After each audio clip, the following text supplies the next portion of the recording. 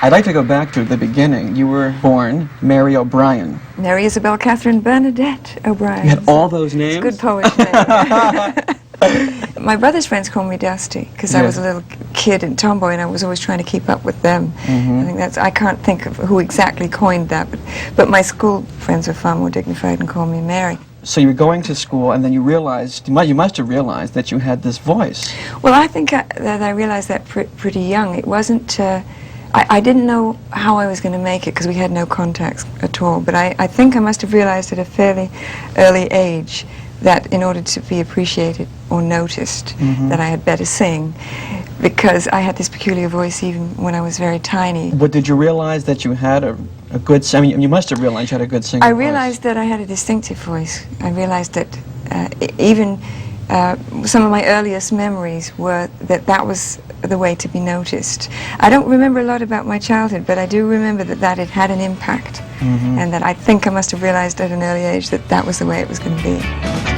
Well, see, I was fortunate to have an older brother, so he sort of paved the way. He was the one that actually broke the ice, and he went into clubs, so he was 4.5, 5 years older than me. So when he was doing that, I was still at school, but he bought me a guitar, and he taught me how to play the first chords, and that's how we got going. So when he played clubs, I sort of crept out of school and worked with him. So then the Springfields was formed. That's your brother, Tom Springfield. Tom, yeah. And you sang for 2.5 years, and you had the big smash hit. We were very popular in England. I mean, we also had one hit here called Silver Threads. Silver Threads and Gold Needles, right. It was 62. But we were, oh gosh, we were fiercely popular in England just prior to the Beatles. I mean, we were quite loud and very cheerful. And we sang loud and fast and jumped up and down a lot and waved our arms around. And it worked very well. But we saw a new era coming the minute we heard those really heavy electric things coming.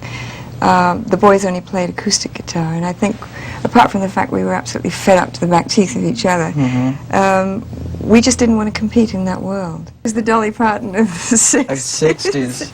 Yes, lots of black eye makeup and a huge beehive, which at the time was very fashionable. And a lot of people were followed you. I mean, you set a fashion trend in that time. Drag queens loved me. Did they? Yes, absolutely loved me. They could just do the whole bit. I watched myself be impersonated by drag artists, and it's absolutely marvelous because they add a certain dimension to it. Part of the secret, besides your voice, is the production of the songs. I mean, there was great production in those recordings. It was fairly strong, and looking back on some of them, they seem a little dated now because I was after a specific thing at the time. But I never got my name on the label as a producer because this is rather typical of what one can be conditioned into thinking as a woman. I thought that I shouldn't take the credit, that it would take away from my credibility as an innocent little singer, breed of performer and entertainer. And a little of me was a bit galled that I constantly got lumped with the Liverpool invasion, and everyone thought I was from Liverpool, which for somebody from London is an insult. But in retrospect, I'm really very grateful for it. Not too many people managed to survive it. Some really fell by the wayside. Dusty's left behind